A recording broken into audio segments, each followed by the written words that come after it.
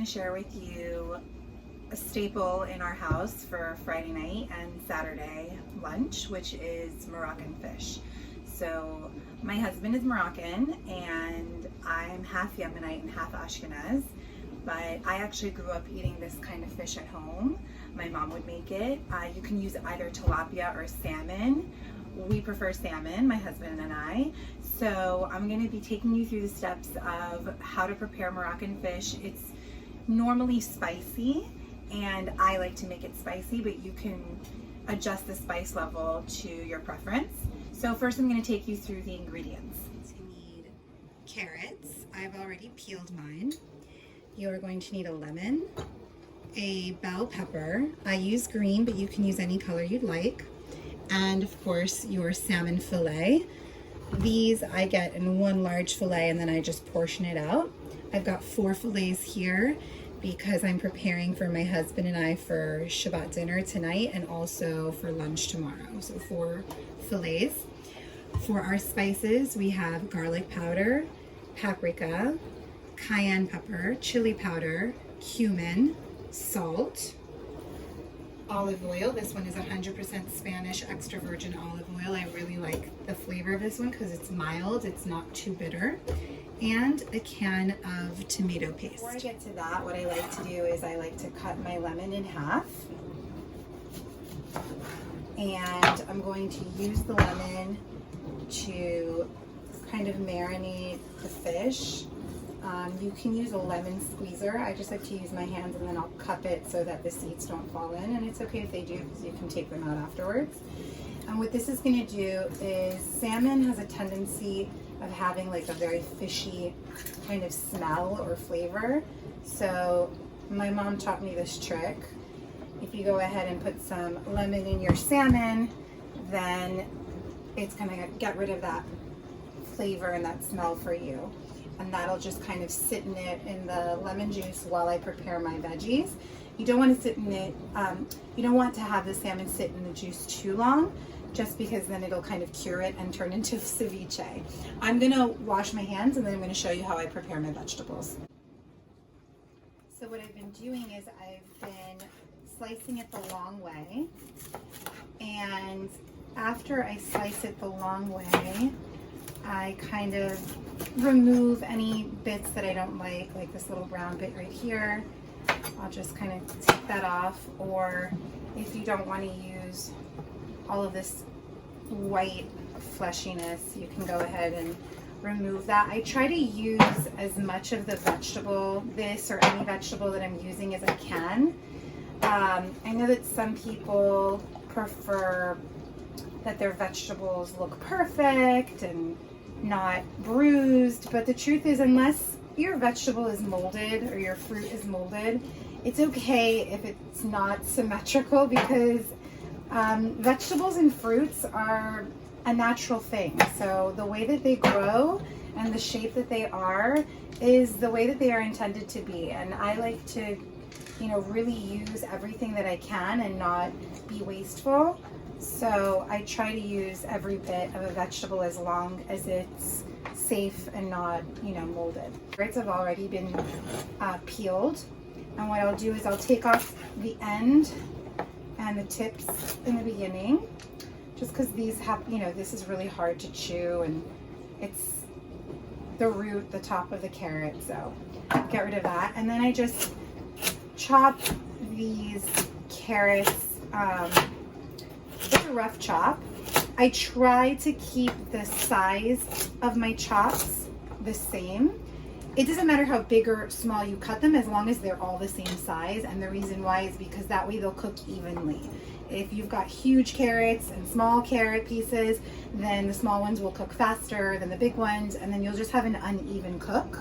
So at the end, you'll have some raw carrots and some really mushy ones. So you want to go ahead and just make sure that they're more or less the same size so that they cook evenly. Put my pan on about medium-high heat, so that's like, I would say 6 or 7, and we're going to have the pan heat up before I go ahead and add the olive oil. Now, I don't use exact measurements. The way that I was taught by my mom to cook is I kind of eyeball it. So I'm not going to give you exact measurements, but unlike baking, in cooking, there's a lot more room for being flexible with the amounts that you're using when you're cooking, because again, it'll just either come out more salty, less salty, more spicy, less spicy.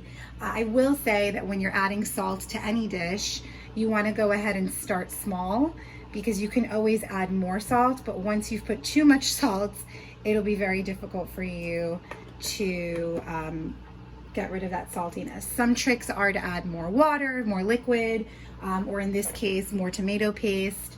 So, but yes, I would always start with less salt, and then you can always add more. So my carrots have been cooking for a bit, so at this time, I'm gonna go ahead and add in my bell peppers. Now, bell peppers are naturally watery, so when you add them, you want to be careful, because when oil and water mix together, it has a chemical reaction where the oil will start splattering around. So you just want to be very careful when you add your pepper, and you're just going to mix that around for a little bit until the pepper becomes a little softer. And once the peppers are a little bit more cooked, we're gonna go ahead and add in our spices. So our veggies have been sauteing for a few minutes. Again, I've kept the heat on about 6 or 7, so it's medium high. And at this time, we're gonna go ahead and add all of our spices. So what I do to make sure that I don't add the same spice twice is I will add a spice and then I will remove it from my stove top. It's just a little trick for myself, because I remember one time I added the paprika, I added the cumin, and then I didn't remember if I added the paprika or not, because I had chili powder and it kind of looked the same. And so this is just kind of a foolproof way of me making sure that once I add a spice, I remove it and I move on to the next one. So it doesn't matter what order you add your spices in. I always tend to put my garlic in first, and I like a lot of garlic. So you can also add fresh garlic, but with the fresh garlic, your fingers are gonna start to smell because you're handling the garlic. And also sometimes I just don't wanna deal with having to peel the garlic and crush it and take the skin off. And also fresh garlic burns very easily, and that'll just ruin the flavor of my fish. And sometimes I just have so much going on with the kids running around that I cannot give fresh garlic the attention it needs, and it'll burn very easily. So now I'm going to go ahead and add all of my spices. So we're going to add some paprika. Paprika doesn't really add any flavor, it's more for color. I'm going to add some chili powder, and that's going to give our fish that like deep flavor. I'm going to add some cumin. I would say I add about the same amount of cumin, paprika, and chili, and the most I add is garlic powder. Then I'm going to go ahead and add some cayenne pepper, and this is, again, if you like your fish spicier, add more. If not, add less. And you can always substitute cayenne pepper with red pepper flakes, or sometimes growing up, my mom would put in fresh jalapenos. So if you want them more spicy, you'll put the seeds in with it. If not, you can take the seeds out. Now I've just added some salt. And again, remember, you can always add more salt if you need, and start with less. And then at this point, I'm gonna go ahead and lower my heat to about 4. I don't want the veggies to burn, or the spices. So some people create the sauce first with the water, which is what I'm gonna do in a minute. I'm gonna add the water and then they add the spices. But I like to toast my spices first, or saute them in this case. I feel like it brings out more flavor. Start building my sauce. I'm gonna add some water to the pan. I like to add hot water to the pan, so I've already boiled this water before I poured it inside. And the reason I do that is because I don't want to bring the temperature of my pan down. If you add cold water or room temperature water, it'll go ahead and stop the cooking process. So I like to boil my water in advance and then I add it to my pan so that we're not stopping the cooking process because the veggies are still cooking. At this point, I'm going to go ahead and add my tomato paste. So the tomato paste actually acts as a thickener. So let me grab a spoon here. And again, you can start with a little bit of tomato paste and then you can always add more. And this is going to create this really rich, thick sauce. So what you want to do is you want to let that kind of marry together with your water. And at this point I can go ahead and raise the heat again. Now that I've added the water, my veggies are not at risk to burn. So let me go ahead and raise the heat to, again, about 6 or 7. And we're gonna kind of let this chill out a little bit, and that way I can see once the tomato paste has been incorporated if I need to go ahead and add more water or more tomato paste and see how my sauce is doing.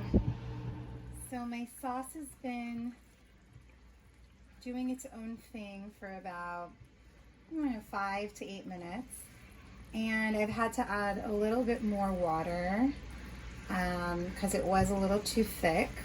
Again, if it's too thin, you can add more tomato paste, but mine had a little too much tomato paste, so I had to go ahead and add some water.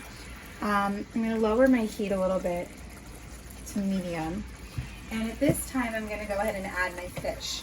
So I always pre-season my protein, so I put salt on my fillets.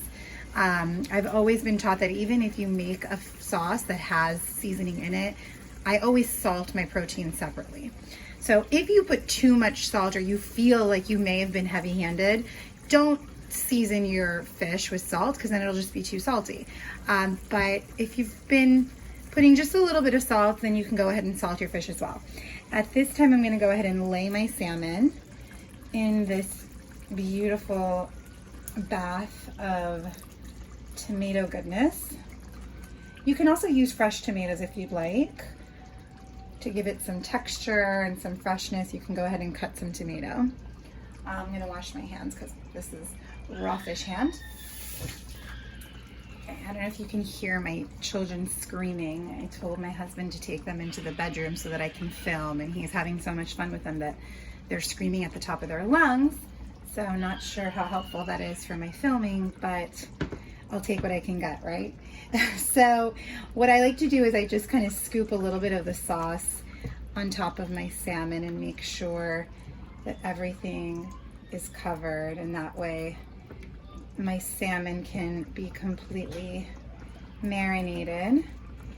And I'm gonna go ahead and put a lid on it. Now what I normally do is I add cilantro at this point in my cooking process, but I did not have any more cilantro in my refrigerator, and these days if I can avoid going to the supermarket, I will.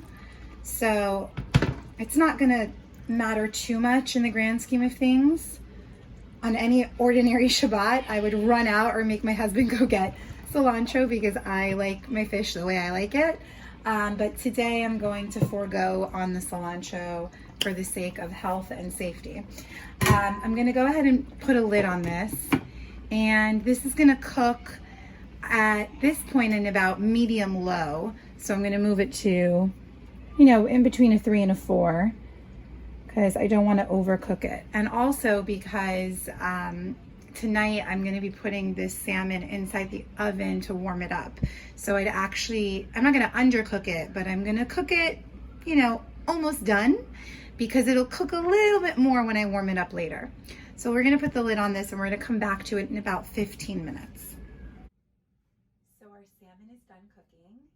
And as I said, I cooked it just underdone, because before Shabbat begins, I'm going to go ahead and put my fish in the oven with the challah and the rice that I've prepared to warm it up for Shabbat dinner, and it'll complete cooking when it's in the oven warming up. I want to thank all of you guys for coming into my kitchen, and I'm excited to share with you in the future some more family recipes. Shabbat Shalom!